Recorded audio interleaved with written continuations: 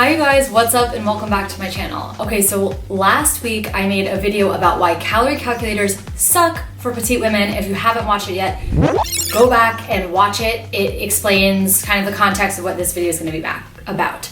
So after I made that video, even though it only got a couple hundred views, I got crazy number of DMs from you guys asking, okay, so online calorie calculators suck for petites, but what is a better alternative? What should I do instead? So I decided that even though I gave some like little sprinkle of tips in the last video, I would make an entire video about a better alternative than online calorie calculators for petites, what you should do to see results. And this is, by the way, the exact method I teach in all of my programs. Like, I'm giving it to you. Of course, the program has so much more support and it has me as a coach, so there's that. But this is literally the methodology. I'm giving it to you guys today, and this is going to help you get major results. It has literally changed the lives of my clients. And yeah, we won't go into that, but let's just jump into it. Let's do it. So I'm pulling up some notes because I want to make sure that I speak as concisely as I can and give you guys the best tips. P.S. I was just watching a playback of the intro and I realized that this looks like a cross, which wouldn't be a bad thing. I'm not super religious. I'm not religious really at all, but this is actually a dagger. It's like a sword back from when I was a competitive fencer.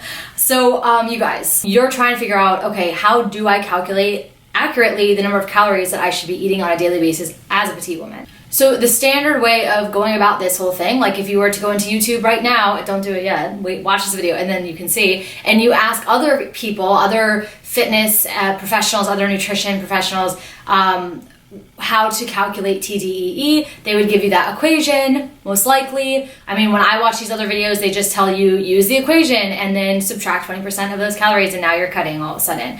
So that standard doesn't work for us, as we saw. What we're gonna do instead is going to make it so that you don't have to diet to lose fat. And that's kind of the goal here, is to eat all the foods, feel great, start to tone up, start to lose fat, and just feel good, feel confident, feel strong. Like, these are the goals, right?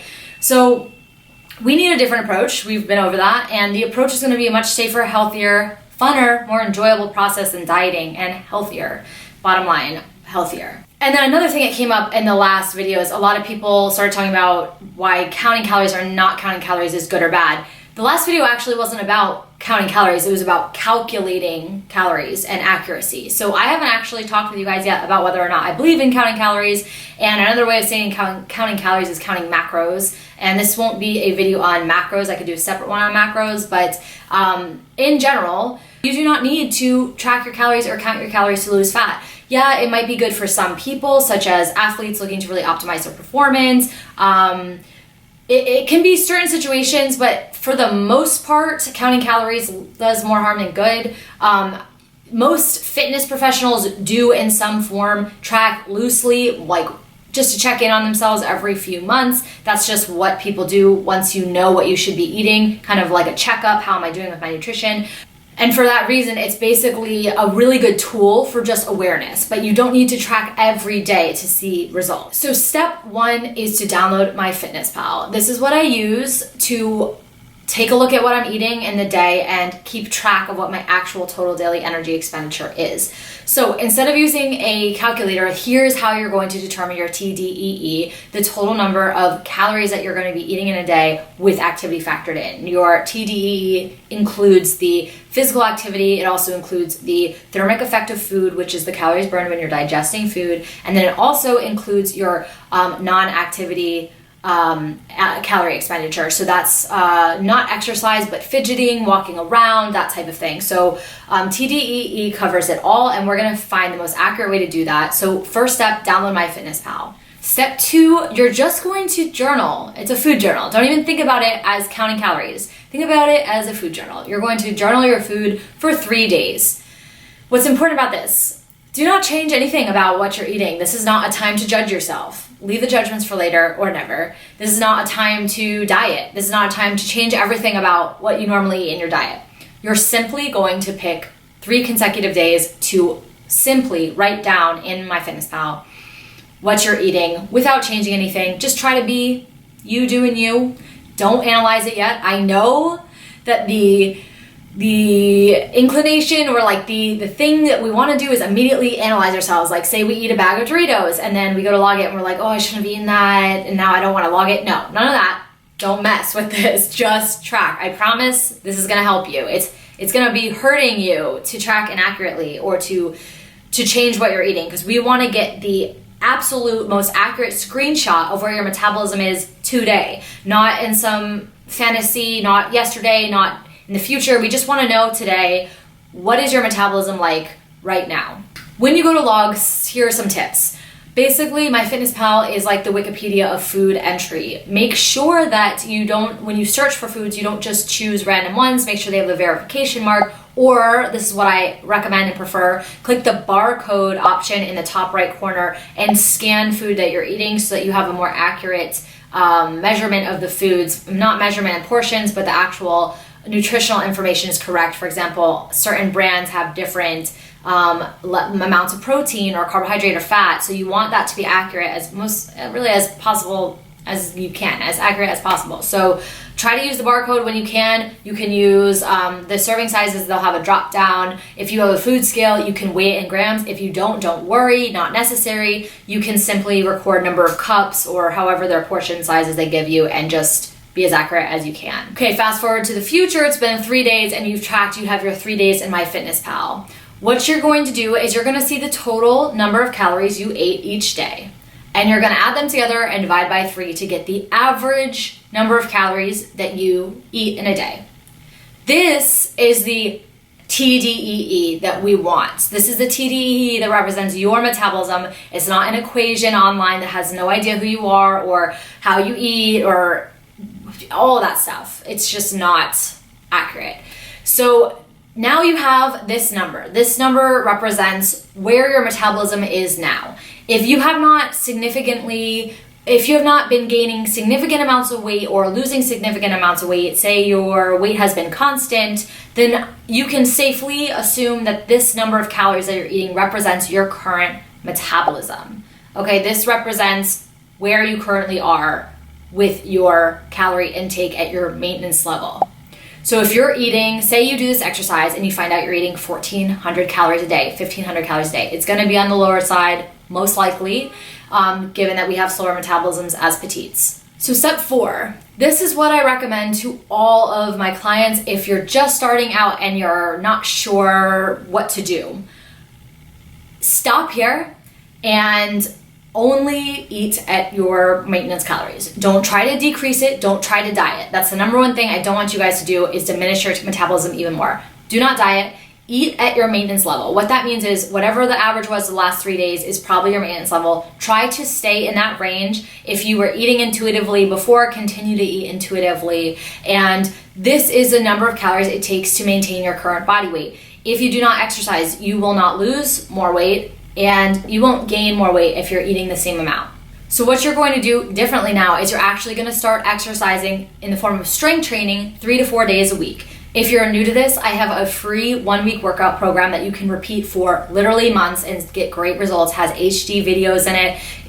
Link is in the description below. You have no excuse. You've got a strength training plan and I'm laying out the strategy for you. So you're going to start lifting weights as a petite. This is the most important part because we're keeping your calories the same at maintenance level, right? We're not dieting. Instead, we're going to add in strength training. So let's take a look at the strategy behind this, because what's going to happen, you'll see if you're eating at your maintenance calories, but you add in additional strength training activity that you were not previously doing before, or if you were previously strength training, you should increase the intensity, increase the weights, bring it up a little bit. What you're going to see is that you're now going to start to burn fat without having to lower your calories and slow your metabolism. The strategy behind this is as follows. Your basal metabolic rate, this is your resting metabolism. It's already low. We know that, right? We know that it makes up 70% of your total daily energy expenditure, leaving just a mere 30% for exercise and other stuff, okay? So if you are trying to create a strategy for yourself, wouldn't you want to target this 70%? That huge number, that huge percentage is controlling whether or not you're losing fat or not. And the good part about it is your BMR is your it's your resting metabolism. So it's not even how many calories you're burning during exercise, it's how many calories you're burning doing absolutely nothing, sitting at your desk, sleeping, walking around. So if we can change your BMR and get it increased, get it up, you are going to start to see fat burning results all the time. You won't just be burning fat in the gym, you'll be burning fat because your metabolism is revved up and you're burning it just as you walk around. The way that you're doing this, that you're increasing your BMR, is by increasing your muscle mass. Muscle mass, it takes more calories in your body to maintain it. Your body literally spends more calories maintaining muscle than it does fat. So when you increase your muscle mass, you actually increase your resting metabolism. Given that it's 70% of your TDEE, that's hugely significant and a really good strategy, and that's why it works for petite women, because you're not dieting, you're not setting yourself up for failure. You are literally keeping things as they are and adding in the right type of strength training with progressive overload, having a certain intensity in that workout, and not, adding in crazy amounts of cardio. You're not making your appetite hormones go crazy and out the window. You're not dieting and then failing at the diet because it was totally too hard and it plays with your hormones and you can't resist the food because you're starving. You're literally keeping it the same, adding your strength training regimen, and now you're training smart as a petite because you are manipulating the equation in your favor without having to struggle like really hard. When you first start strength training, you're going to, just by the way of adding in the strength training, be in a caloric deficit now. So you can see how we are creating a caloric deficit through the strength training rather than through the diet, because we don't have enough calories to do a diet in a healthy way. We need to get the nutrition in. We need the protein, really prioritize a serving of protein each meal. We need that protein present to build muscle in the gym. So you can see now that it's really important to strength train. It's what is going to help get your metabolism up. It's what's going to allow you to not have to diet as a petite, and it's going to help you get that toned look. You're going to feel great, and honestly, it's fun. It's just a so much more enjoyable process than dieting and feeling miserable about ourselves and having the low confidence. So what happens once you've been in this pattern for a few months? You'll see great progress, and then you'll probably want to increase your calories as your metabolism can then speed up even more. Now that you have more muscle mass, you're burning more calories, your TDEE has increased, you can increase your calories. Okay, so you can see now how I have been able to increase my calories at times up to 2,000 calories. Right now I'm not there, but I have been able to get it that high just through increasing muscle mass, increasing my calories. This is how it's done in a healthy way. This will give you a really toned but feminine look. No, you're never gonna bulk up and become the Hulk. That's pretty much impossible for women unless they're really serious bodybuilders. And a lot of them might be on hormones as well. So you guys, if this video has been helpful for you, please share it with another petite friend. This can solve a lot of the frustration and pain that we go through. Just click the share button at the bottom, share it on your Facebook. At the very least, please give it a like. This is literally worth a lot of money. This is all of my training. This is what I work on with my clients. It's very effective, and I want to help you guys, which is why I'm giving it to you. So give it a like, subscribe for more. Let me know, like, would you try this? Is this already what you're doing? Have you had success with this if you've tried it? What do you think about this process? Does it sound fun to you? What questions you have about it? Let's chat in the comments about what you think about it. And if there is any more questions, I'll do a part 3. If this is a good enough series at 2 episodes, then we'll keep it there. And other than that, you guys have a great day and go own your power. And I'll see you next time. Bye.